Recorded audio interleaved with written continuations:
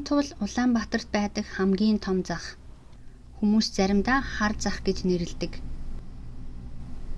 Хууль бус юм зардаггүй ч захаас янз бүрийн юм олж болдог болохоор тэгж нэрлсэн байх. Нарантуулд өдөрт дунджаар 43 мянган хүн үйлчлүүлдэг.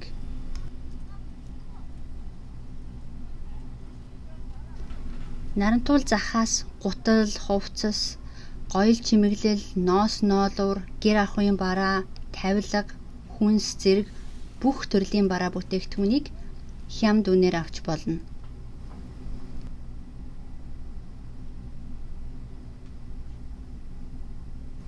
Зах өглөө 9-оос орой 7 цагийн хооронд ажилдаг. Гэхдээ 11 өнгөрөөд очвол ихэнх лангуунууд нээгдсэн байдаг. Нарантуул зах 2 дахь өдөр бүр амардаг, бас бүх нийтийн амралтын өдрүүдээр амардаг. Зах хотын төвөөс зүүн тийш 4 км-т байдаг. Таксигаар, автобусаар явж болно, бас алхаж очих боломжтой. Хотын төвөөс алхаж очивол 40 минут орчим болно. Захаас юм авахдаа үнийг нь жоохон буулгаж авч болно. Гэхдээ тийм ч их доошоо буулгадаггүй. Бага зэрэг л буулгадаг.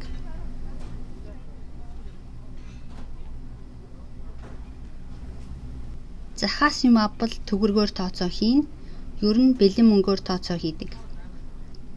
Бэлэн мөнгө байхгүй бол тэнд ATM-ээс авч болно.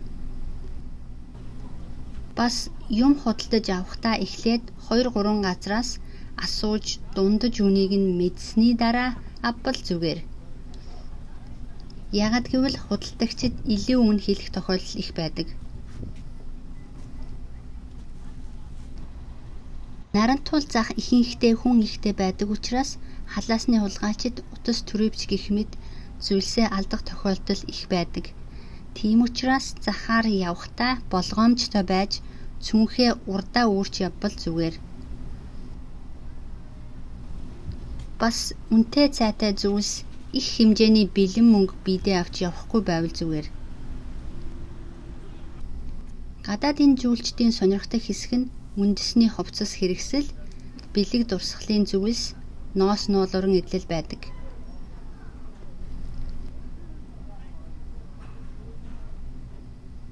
Хэрвээ та Улаанбаатарт ирвэл Нарантуул захаар ороод гараарай.